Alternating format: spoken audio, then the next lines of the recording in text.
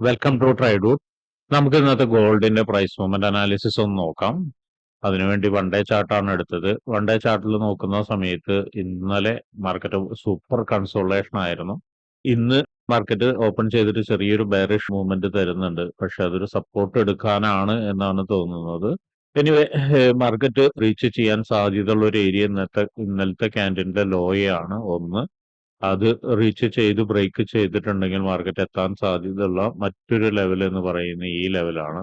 അതുപോലെ തന്നെ മുകളിലോട്ട് പോവുകയാണെങ്കിൽ ഈ ഒരു ലെവലിനെ ബ്രേക്ക് ചെയ്താൽ പിന്നെ മാർക്കറ്റ് എത്താൻ സാധ്യതയുള്ള ലെവൽ എന്ന് പറയുന്നത് ഈ ഒരു ലെവലാണ്. ഏറെക്കുറെ ഈ ഒരു ലെവലിലായിരിക്കും മാർക്കറ്റ് എത്താൻ സാധ്യത ഉള്ളത്. അപ്പൊ അതും നോട്ട് ചെയ്ത് വെക്കുന്നുണ്ട്. അപ്പോൾ പ്രധാനമായ 4 ഏരിയാസ് വൺ ഡേ ചാർട്ടിൽ നോട്ട് ചെയ്ത് വെക്കുന്നുണ്ട്.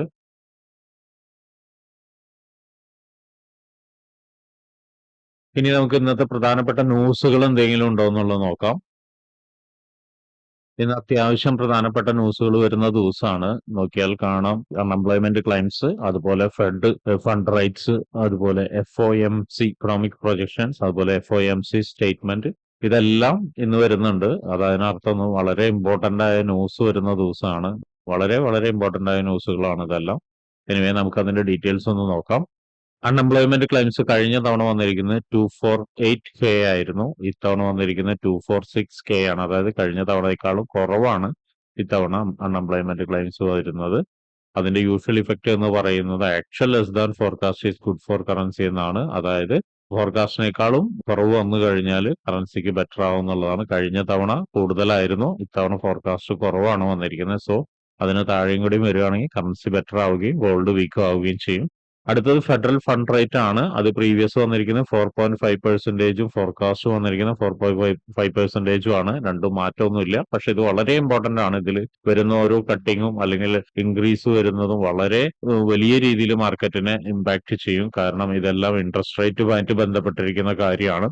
അതിൽ actual greater than forecast is good for currency എന്നാണ് പറഞ്ഞത്. അതായത് 4.5നേക്കാൾ മുകളിലൊരു ഫിഗർ വന്നു കഴിഞ്ഞാൽ കറൻസിക്ക് നന്നാവുകയും ഗോൾഡ് വീക്ക് ആവുകയും, അതുപോലെ 4.5ന് താഴെ വന്നിട്ടുണ്ടെങ്കിൽ കറൻസി വീക്ക് ആവുകയും ഗോൾഡ് സ്ട്രോങ് ആവുകയും ചെയ്യും.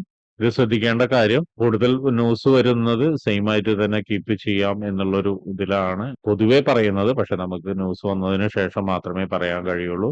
അതുപോലെ തന്നെ FOMC എക്കണോമിക് പ്രൊജക്ഷനും FOMC സ്റ്റേറ്റ്മെന്റും എല്ലാം നമുക്ക് ഇപ്പോ കാണാനേ പറ്റുള്ളൂ. അതിന്റെ റിസൾട്ടും മറ്റു കാര്യങ്ങളും ന്യൂസ് വന്നതിന് ശേഷം അതിന്റെ സ്റ്റേറ്റ്മെന്റ് ആയിട്ടാണ് വരിക.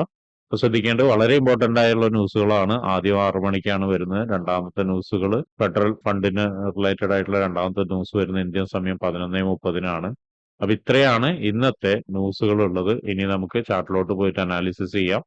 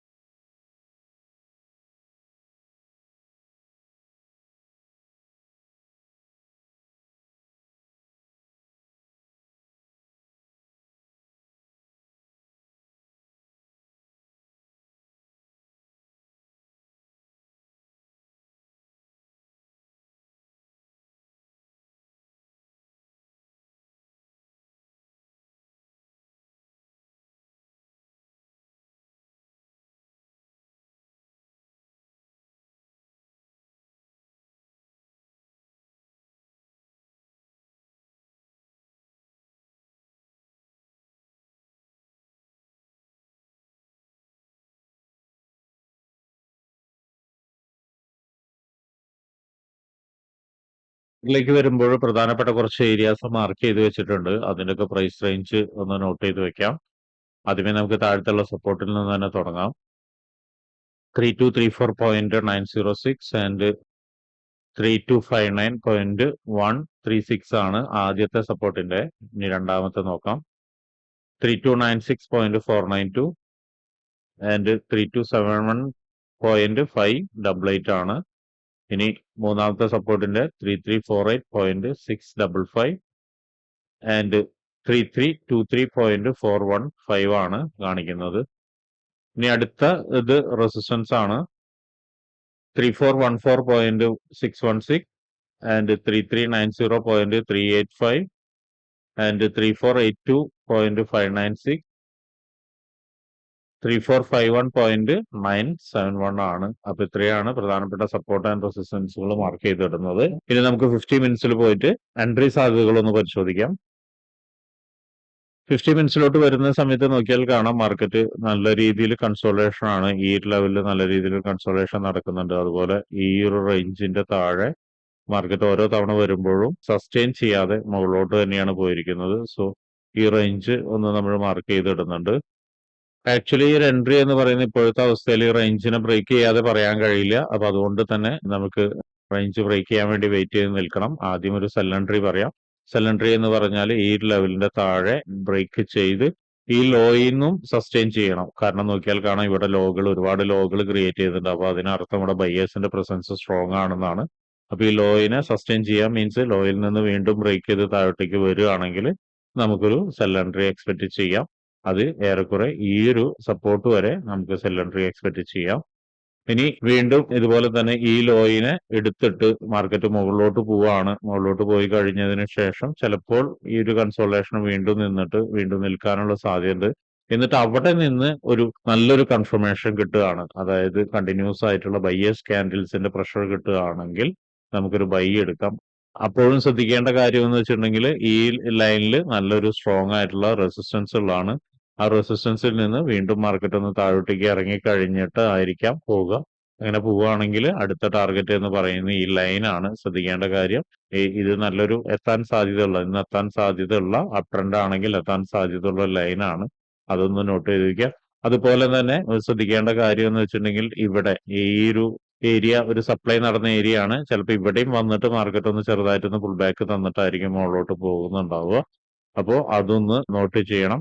അതുപോലെ തന്നെ മുകളിലോട്ട് പോകുന്ന സമയത്ത് ഈ ലൈനും ബ്രേക്ക് ചെയ്ത് മുകളിലോട്ട് പോകുന്ന സമയത്ത് എത്താൻ സാധ്യതയുള്ള അടുത്ത ഒരു ഏരിയ എന്ന് പറയുന്ന റെസിസ്റ്റൻസ് ഏരിയ ഇതാണ്. അവിടെ നിന്ന് ചിലപ്പോൾ ഒരുപക്ഷെ മാർക്കറ്റ് ഒന്ന് ചെറുതായിട്ടൊന്ന് താഴോട്ടേക്ക് ഇറങ്ങിയിട്ട് ഒന്ന് മുകളിലോട്ട് പോകാനുള്ള സാധ്യത കാണുന്നുണ്ട്. ഒരുപക്ഷെ ഈ ലൈനിലേക്കോ അല്ലെങ്കിൽ മുകളിലേക്ക് പോകുന്ന സമയത്ത് ചിലപ്പോൾ ഒരു കൺസോളേഷൻ ഒക്കെ നടത്തി അല്ലെങ്കിൽ നല്ലൊരു സ്ട്രോങ് ആയിട്ടുള്ള ഒരു ഏരിയ ക്രിയേറ്റ് ചെയ്തിട്ടായിരിക്കും പോകുന്നുണ്ടാവുക. അവിടേക്കോ അല്ലെങ്കിൽ ഇതിലേക്ക് തന്നെ താഴോട്ടേക്ക് ഇറങ്ങിയിട്ടോ വീണ്ടും മുകളിലോട്ട് തന്നെ പോകാനുള്ള സാധ്യത കാണുന്നുണ്ട്. അപ്പോഴും ശ്രദ്ധിക്കേണ്ടത് മുകളിലോട്ട് എന്ന് പറയുന്നത് പെട്ടെന്നൊരു പോവലാവില്ല. മറിച്ച് അവിടെ നിന്ന് കൺസോളിഡേറ്റ് ചെയ്തിട്ടോ അല്ലെങ്കിൽ ഒന്ന് ചെറുതായിട്ട് താഴോട്ടേക്ക് ഇറങ്ങിയിട്ടൊക്കെ ആയിരിക്കും പോകുന്നുണ്ടാവുക. കാരണം ഏരിയാസ് ഇത്തിരി സ്ട്രോങ് ആയതുകൊണ്ടാണ്. അപ്പോൾ അതും ഒന്ന് നോട്ട് ചെയ്യുന്നത് നന്നായിരിക്കും. ഇനി സെൽ എൻട്രിയുടെ ഒരു കണ്ടിന്യൂഷൻ എന്ന് പറയുന്നത് ഈ ലെവൽ ബ്രേക്ക് ചെയ്യുകയാണെങ്കിൽ, നേരത്തെ പറഞ്ഞ ഈ ലെവൽ ബ്രേക്ക് ചെയ്യുകയാണെങ്കിൽ വീണ്ടും അടുത്ത ലെവലിലേക്ക് മാർക്കറ്റ് എത്താൻ സാധ്യതയുണ്ട്. 3300 വരെയൊക്കെ മാർക്കറ്റ് എത്താനുള്ള ഒരു സാധ്യത കാണുന്നുണ്ട്. അപ്പൊ അതൊന്ന് നോട്ട് ചെയ്ത് വെക്കുക. പിന്നെ ഇവിടെ എല്ലാം 50 മിനിറ്റ്സിന്റെ നോക്കിയാൽ കാണും ഒരു ഡിമാൻഡ് ക്രിയേറ്റ് ചെയ്ത ഏരിയയും കൂടിയാണ്. ഈ 3300 എന്ന് പറഞ്ഞ ലെവല് ഇവിടെ നല്ല രീതിയിൽ ഡിമാൻഡ് ക്രിയേറ്റ് ചെയ്തതാണ്. സോ ഇവിടേക്ക് വന്നു കഴിഞ്ഞാൽ ചിലപ്പോൾ ഇവിടുന്നും റിവേഴ്സൽ കിട്ടാനുള്ള സാധ്യത കാണുന്നുണ്ട്. താഴോട്ടേക്ക് ഇറങ്ങി സപ്പോർട്ട് എടുക്കണമെന്നില്ല. അപ്പൊ അതും ഒന്ന് നോട്ട് ചെയ്ത് വെക്കുന്നത് നന്നാവും. അതുപോലെ തന്നെ ഇവിടെ നോക്കിയാൽ കാണാം ഈ ലെവലും നല്ല രീതിയിൽ ഡിമാൻഡ് ക്രിയേറ്റ് ചെയ്തിട്ടുണ്ട്. അപ്പൊ ഇതിലേക്കൊക്കെ ഇറങ്ങുന്ന സമയത്ത് മാർക്കറ്റ് ഒരുപക്ഷെ നല്ല രീതിയിൽ റിവേഴ്സൽ തന്നിട്ട് മുകളിലോട്ട് തന്നെ പോകാനുള്ള സാധ്യത ഉണ്ട്. അപ്പൊ അതൊക്കെ നോട്ട് ചെയ്ത് വെക്കുക. അപ്പൊ ഇത്രയാണ് ഇന്നത്തെ ഗോൾഡിന്റെ പ്രൈസ് മൂവ്മെന്റ് അനാലിസിസ്. ട്രേഡ് എടുക്കുന്ന എല്ലാവരും പറഞ്ഞ ഏരിയാസ് നോട്ട് ചെയ്ത് വെച്ചിട്ട് അവിടെ വന്നിട്ട് എങ്ങനെയാണ് മാർക്കറ്റ് ബിഹേവ് ചെയ്യുന്നത് എന്നുള്ളത് നോക്കിയതിന് ശേഷം മാത്രം ട്രേഡ് ചെയ്യുക. അല്ലാതെ ഒരിക്കലും ബ്ലൈൻഡ് ആയിട്ട് ചെയ്യരുത്. അപ്പൊ ഇങ്ങനെയുള്ള കാര്യങ്ങളൊക്കെ നിങ്ങൾക്ക് പഠിക്കാൻ താല്പര്യമുണ്ടെങ്കിൽ ട്രേഡ് റൂട്ടുമായിട്ട് ബന്ധപ്പെടാം. അത് ഫ്രീ ആയിട്ട് ട്രേഡിങ്ങിന്റെ കാര്യങ്ങളൊക്കെ നിങ്ങൾക്ക് പഠിക്കാവുന്നതാണ്. അതിനു വേണ്ടിയിട്ട് ഈ വീഡിയോയുടെ ഡിസ്ക്രിപ്ഷനിൽ ഒരു ഗൂഗിൾ ഫോം കൊടുത്തിട്ടുണ്ട്. ആ ഗൂഗിൾ ഫോം കൃത്യമായി വായിച്ച് അതിലുള്ള കണ്ടീഷൻസ് ഒക്കെ ഓക്കെ ആണെങ്കിൽ മാത്രം ഫിൽ ചെയ്യുക. അതോടൊപ്പം തന്നെ ഡിസ്ക്രിപ്ഷനിലുള്ള വാട്സപ്പ് ചാനലിൽ നിങ്ങൾക്ക് ജോയിൻ ചെയ്യാവുന്നതാണ്. അവിടെ ട്രേഡ് റൂട്ടിന്റെ അപ്ഡേറ്റ്സ് ലഭിക്കുന്നതാണ്. അപ്പൊ എല്ലാവർക്കും ഇന്നൊരു പ്രോഫിറ്റബിൾ ഡേ ആവട്ടെ എന്ന് ആശംസിക്കുന്നു.